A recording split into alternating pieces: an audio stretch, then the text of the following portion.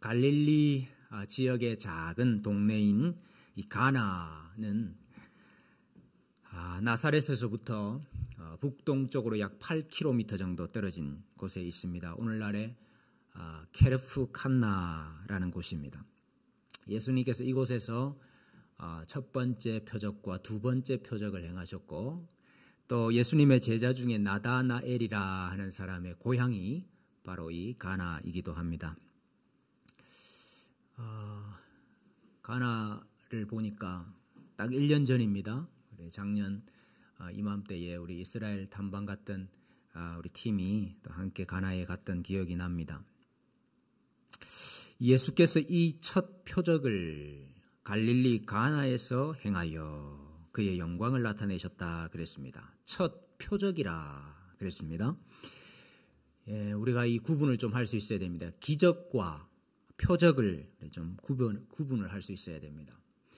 우리가 흔히 기적이라 말할 때는 기이하고 놀라운 일, 어떻게 그런 일이 일어날 수 있는가, 이런 기이하고 놀라운 일을 기적이라고 한다면은 이 표적은 표라는 뜻입니다. 표시 혹은 징조, 징표라는 뜻입니다. 표적은 단지 사람들이 놀랄 만한 사건을 말하는 것이 아니고 그 사건이 무엇인가를 표시하고 가리키고 있다 하는 뜻입니다. 오늘 이 예수님의 첫 번째 표적을 표적이라는 것을 고려하지 않은 적용들이 많이 있습니다. 표적이라는 것을 고려하지 않고 이 본문을 읽으면 우리가 여러 가지 이야기들을 할 수 있습니다. 예수님께서 이 결혼 잔치집에 가셨단 말이죠. 아마 예수님의 어머니 마리아가 여러 가지 일들을 이렇게 앞장서서 하는 것을 보면은 이 예수님의 친족 중에 누군가의 결혼식이 아니겠는가 이렇게 볼 수도 있습니다. 그러니 예수님께서 일상의 생활 또 인간적인 관계도 중시하셨다 이렇게 적용할 수도 있습니다. 또 잔치집에 꼭 필요한 포도주를 만들어 주셨기 때문에 예수님께서 우리의 필요를 채워주시는 분이다 이렇게 또 말을 할 수도 있을 것입니다. 또 물을 떠서 연회장에 갖다 주라 그랬는데 그 명령을 순종한 하인들, 대단하다. 그래서 하인들의 믿음을 본받자 이렇게 이야기할 수도 있을 것입니다. 그러나 우리가 1차적으로는 이 예수님의 표적이 첫 번째 표적이다 하는 것을 우리가 이해를 해야 합니다. 그러면 표적이 가리키는 바, 표적이 보여주고 싶은 것은 무엇이냐? 우리 요한복음에서는 표적을 기록하고 있는데 이 표적의 목적을 말해주고 있습니다. 요한복음 20장 30절 이하에 보면 예수께서 제자들 앞에서 이 책에 기록되지 아니한 다른 표적도 많이 행하셨으나 오직 이것을 기록함은 너희로 예수께서 하나님의 아들 그리스도이심을 믿게 하려 함이요 또 너희로 믿고 그 이름을 힘입어 생명을 얻게 하려 함이다 그랬습니다. 표적을 기록한 목적이 분명합니다. 하나님의 아들 예수께서 그리스도이심을 믿게 하려 합니다. 예수님이 그리스도다 하는 말. 그리고 예수님의 이름을 힘입어서 너희가 생명을 얻게 하기 위해서 이 표적을 기록하고 있다라고 말하고 있습니다. 그래서 요한복음에 기록된 이 표적들이 첫 번째 목적은 예수님의 그리스도 되심, 또 그 이름을 힘입어 우리에게 주신 생명을 말하고 있는 것이라고 한다면은 각각의 표적이 가지고 있는 또 의미도 있지 않겠습니까? 그래서 오늘 예수님의 이 첫 번째 표적이 우리에게 말씀하시는 바가 무엇이냐 하는 것을 좀 함께 살펴보려고 합니다. 먼저는 첫 번째 표적의 장소입니다. 장소가 어디입니까? 혼인잔치집이었습니다. 요한의 제자, 세례 요한의 제자들이 예수님께 와서 한번 질문을 했던 적이 있습니다. 우리와 바리새인들은 금식하는데 어찌하여 당신의 제자들은 금식하지 아니하나이까? 그렇죠. 세례 요한은 이 땅에 와서 떡도 먹지 아니하고 포도주도 마시지 아니하고 광야에 나가서 회개를 선포했지 않습니까? 그래서 그 세례 요한의 제자들도 다 금식하면서 회개했다 이거죠. 그런데 예수님과 예수님의 제자들을 보니까 금식하기는커녕 사람들이 초청하면 그 집에 들어가서 같이 식사를 하시고, 그래서 어떤 사람들은 예수님을 가리켜서 먹기를 탐하고 포도주를 즐기는 사람이라 이렇게 비난하기도 했습니다.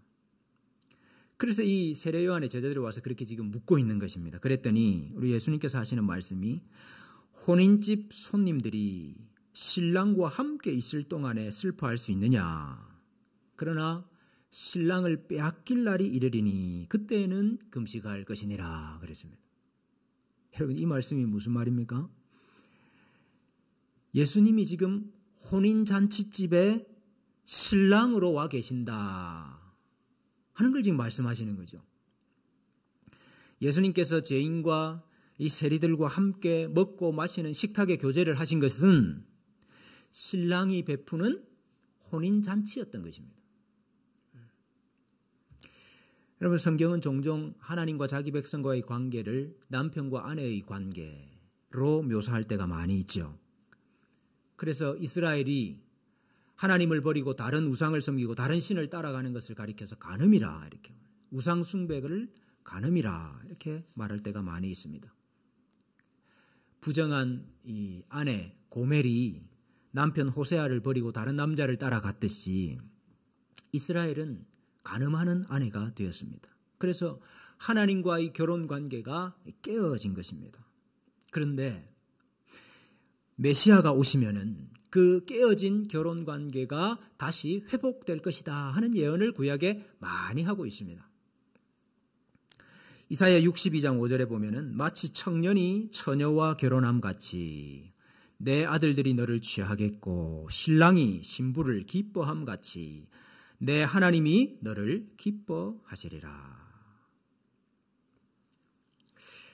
마지막 때가 되면은 다시 하나님께서 자기 백성들을 찾으시고 기뻐하시는데 그것이 신랑이 신부를 기뻐함 같이 마치 이 혼인잔치가 다시 베풀어지는 것과 같은 이런 모습으로 묘사해주고 있습니다. 예수님의 가르침 중에도 비유 중에도 이 결혼 이야기가 많이 나오지요. 하나님의 나라는 임금이 자기 아들을 위하여 베푼 혼인잔치집과 같다 그랬습니다. 또 천국은 마치 신랑을 맞으러 나간 열 처녀와 같다 그랬습니다. 이와 같이 예수님께서 마치 신랑 신부가 결혼하여서 새로운 관계를 맺는 것처럼 예수님이 오셔서 택한 자기 백성들과 이 관계를 회복시키시는 분이시다 하는 것을 이렇게 보여주고 있는 것입니다. 그렇기 때문에 오늘 이 예수님의 첫 번째 표적이 혼인잔치집에서 일어났다 하는 것은 우연이 아니고 예수님으로 말미암아서 혼인잔치가 시작된다 하는 것을 말씀해주고 있는 것입니다. 예수님께서 자기 백성과 새로운 혼인관계를 맺기 위해서 신랑으로 오신 분이다 하는 것을 보여주고 있는 거죠. 그러니까 예수님은 단지 이 가나의 한 혼인집에 하객으로 가신 것이 아니고 사실은 그 잔치집을 배경으로 삼아서 메시아께서 베푸시는 혼인잔치의 모습을 표적으로 보여주고 계시는 것입니다. 예수님께서 그 혼인집에서 물로 포도주를 만드셨어요. 이 물로 포도주를 만든 것이 무슨 표적인가?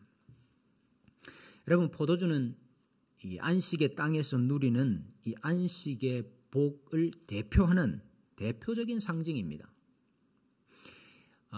신명기 말씀에 보면은 가나안 땅에 들어가서 얻게 되는 복을 이야기할 때 항상 세 가지를 이야기합니다. 곡식과 포도주와 기름. 늘 이것을 이야기해요. 너희가 가나안 땅에 들어가서 얻게 되는 그 복을 이야기할 때에 곡식과 포도주와 기름을 항상 이야기를 합니다. 그런데 오늘 이 이스라엘의 영적인 상태가 어떠냐? 이 포도주가 다 떨어진 상태입니다. 웬고하니 포로 상태가 되어 있기 때문에 그렇습니다. 여러분, 가나안 땅에 들어가야 얻을 수 있는 게 포도주거든요. 근데 영적으로 말하면 이 이스라엘 백성들이 아직 포로 상태라 그 말이죠. 그래서 포도주가 다 떨어진 상태입니다. 지금 포도주가 떨어진 이 가나의 혼인잔치집의 모습은 포도주가 떨어진 자기 백성 이스라엘의 모습을 보여주고 있는 것입니다. 그러나 우리 하나님께서 약속하시기를 때가 되면 포도주가 넘쳐나리라 그랬습니다. 그런 예언의 말씀이 많이 있죠. 이 유다 자손에 대한 복을 언급하면서 유다 자손의 메시아가 오면은 그가 나귀를 포도나무에 메고 암나귀 새끼를 포도나무에 메고 그 옷은 포도주에 빨고 그 복장을 포도즙에 빨겠다. 그 눈은 포도주로 인하여 붉겠고 그랬습니다. 포도주가 가득한 모습을 예언을 하고 있죠. 이사야 25장 6절에도 보니까 만군의 여호와께서 이 산에서 만민을 위하여 기름진 것과 오래 저장하였던 포도주로 연회를 베푸시리니 곧 골수가 가득한 기름진 것과 오래 저장하였던 맑은 포도주로 하실 것이다 그랬습니다. 이게 언제 이 일이 일어날 것이냐면 포로 회복이 될 때. 지금은 이스라엘 백성이 하나님의 징벌을 받아서 고난을 당하고 있지만 하나님께서 그 포로에서부터 되돌이키실 때 어떤 일이 일어날 것이냐? 하나님께 산에 모든 만민을 다 초대해가지고 거기에서 포도주로 연회를 베푸실 거다. 요엘서 3장에도 보니까 보라 그날 곧 내가 유다와 예루살렘 가운데서 사로잡힌 자를 돌아오게 할 그때에, 여기 지금 분명히 배경을 이야기하고 있죠. 사로잡힌 자를 돌아오게 할 그때에, 포로 회복이 있을 때 어떤 일이 일어나냐?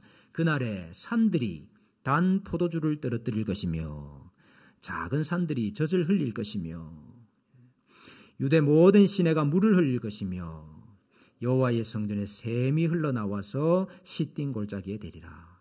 포로 회복이 있을 때에 포도주가, 산에서 포도주가 뚝뚝뚝 떨어지는데 이것은 이 포도주가 상징하는 하나님의 땅에서 누리는, 약속의 땅에서 누리는 안식과 기쁨과 즐거움, 이것을 상징하는 것이. 포로 회복이 되면 바로 포도주가 흘러넘칠 것이다. 아모스 9장에도 보라 날이 이를지라 그때에 파종하는 자가 곡식 추수하는 자의 뒤를 이으며 포도를 밟는 자가 씨 뿌리는 자의 뒤를 이으며 산들은 단 포도주를 흘리며 작은 산들은 녹으리라. 내가 내 백성 이스라엘이 사로잡힌 것을 돌이키리니, 여기도 자기 백성이 사로잡힌 것을 되돌이킬 때 일어나는 일이라고 말하고 있습니다.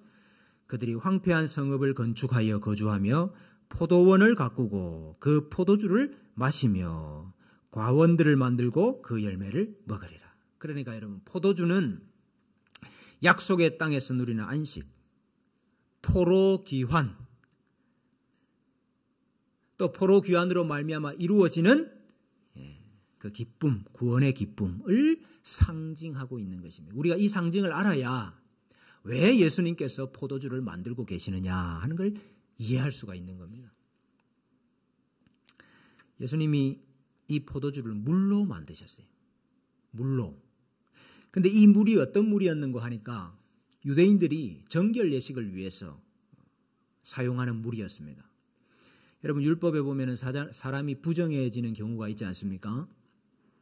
부정한 것과 접촉을 한다든지 죽은 것과 접촉을 한다든지 산모가 출산을 한다든지 부정해지는 경우가 있잖아요.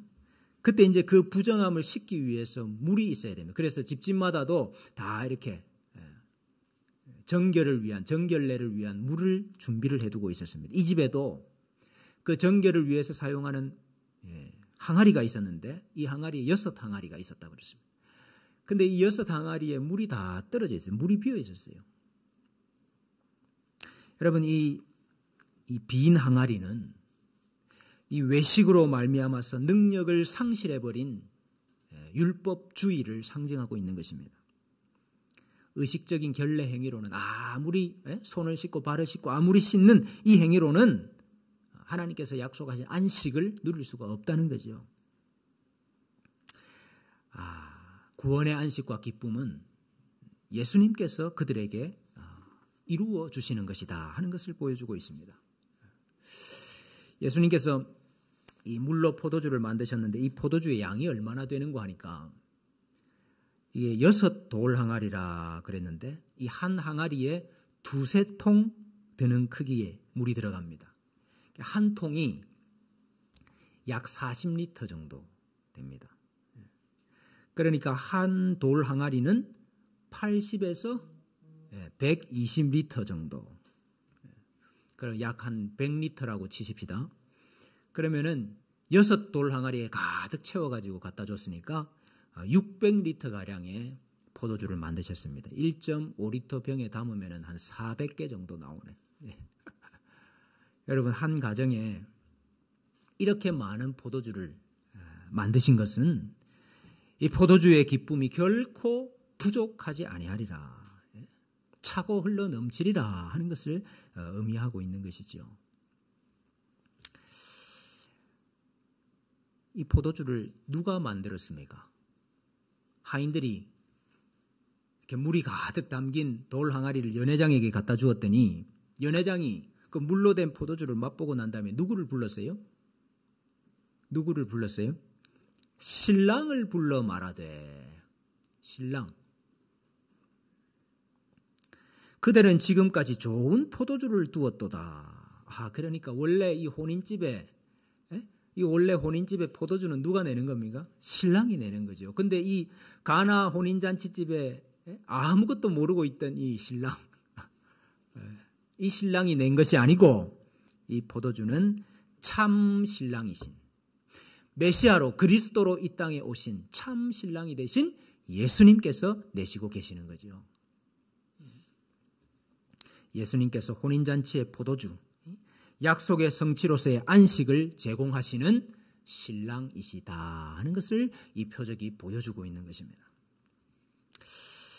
근데 예수님께서 이 표적을 행하시기 전에 사실 예수님의 어머니가 마리아가 예수님께 와서 포도주가 없다 했을 때 내 때가 아직 이르지 아니하였나이다 이렇게 말씀을 하셨어요. 내 때가 아직 이르지 아니하였다.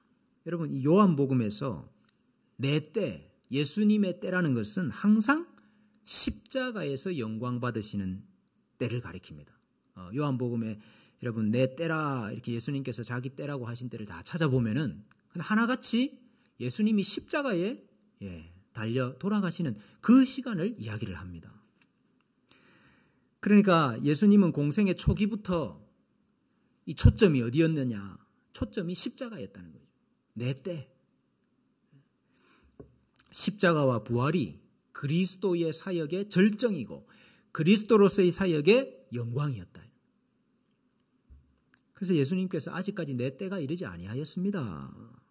이렇게 말씀을 하셨지만은 이 표적을 행하심으로 예수님의 최종적인 영광은 십자가 위에서 부활을 통해서 이루어질 것이지만은 그러나 예수님은 오늘 이 첫 번째 표적을 통해서 그것을 미리 보여주고 계시는 것입니다. 미리 보여주고. 우리가 그것을 깨달으면은 예수님이 지금 이 만드신 포도주 또 예수님이 주시려고 하셨던 그 진짜 포도주가 무엇인지를 깨닫게 됩니다. 예수님은 십자가의 죽음을 통해서 자기 백성이 얻게 되는 죄 사함의 은혜를 포도주로 말씀하셨습니다. 예수님께서 6월절 만찬석상에서 포도주를 나누어 주시면서 너희가 다 이것을 마시라. 이것은 죄 사함을 얻게 하려고 많은 사람을 위하여 흘리는 바 나의 피, 곧 언약의 피니라. 예수님이 포도주를 나누어 주시면서 내 피다. 언약의 피다. 많은 사람의 죄 사함을 위하여 흘리는 나의 피다. 그렇게 말씀하셨어요. 그러니까 상징적으로 예수님의 피가 우리에게 참 안식과 기쁨을 주는 포도주다 하는 것입니다. 예수님이 지금 첫 번째 표적으로 포도주를 만드셨지만 이 포도주의 성취는 예수님의 피라고 말입니다. 포로 귀환하여서 약속의 땅에서 누리게 될 복, 그것은 예수님의 몸에서 나오는 것입니다. 예수님의 피에서 나오는 것입니다. 그래서 우리 예수님은 포도주를 주시는 포도나무가 되시는 것입니다. 우리는 이 포도나무이신 예수님 안에서 예수님께 붙어 있으므로 이 포도주를 넉넉히 받게 되는 것입니다. 이 가나 혼인잔치의 이 첫 번째 표적이 우리 교회 안에서도 사실은 계속해서 이루어지고 있습니다. 우리가 성찬을 행할 때 빨리 모여서 성찬을 빨리 해야 되는데 우리가 함께 모여서 성찬을 행할 때 우리가 예수님의 피에 참여하면서 그 피를 마심으로 예수님께서 정말 우리에게 주시고 싶었던 그 포도주, 구약 성경에서 그렇게 예언했던 그 구원의 안식과 기쁨, 그걸 우리가 다 받아 누리게 되는 것입니다. 성찬을 통해서 가나의 혼인잔치가 새롭게 우리 가운데 이루어지는 것입니다.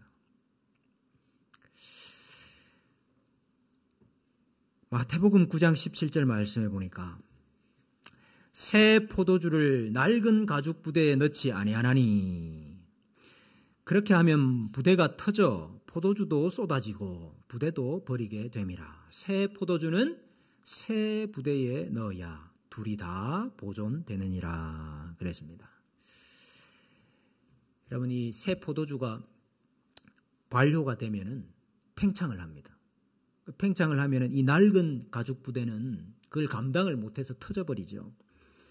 그래서 새 포도주는 발효가 되고 팽창을 해도 감당할 수 있는 신축성이 있는 새 부대에 넣어서 보관을 하는 것입니다. 우리 예수님께서 새 포도주를 주시면서 하시는 말씀이 이거죠.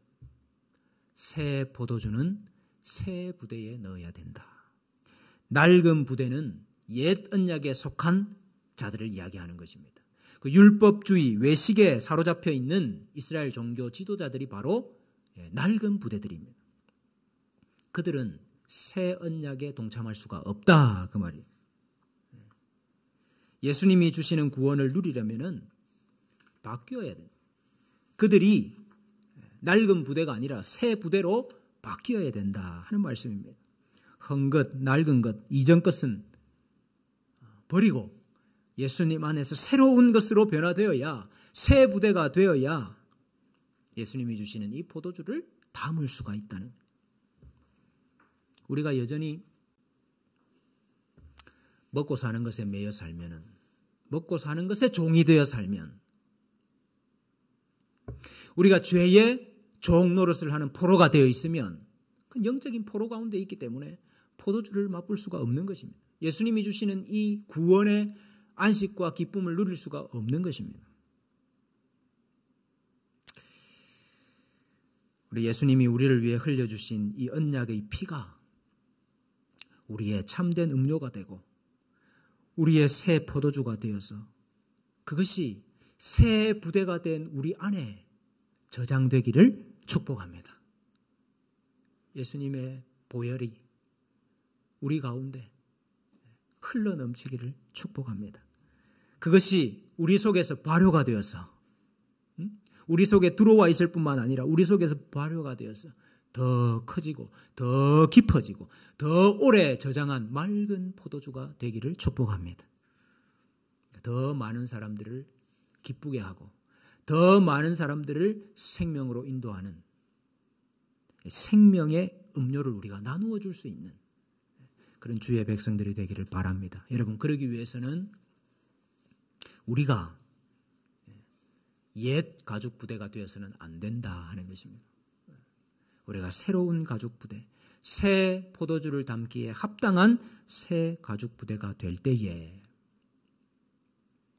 하나님이 주시는 이 구원의 은혜와 은총과 기쁨과 복을 받아 누리는 백성들이 될 줄로 믿습니다.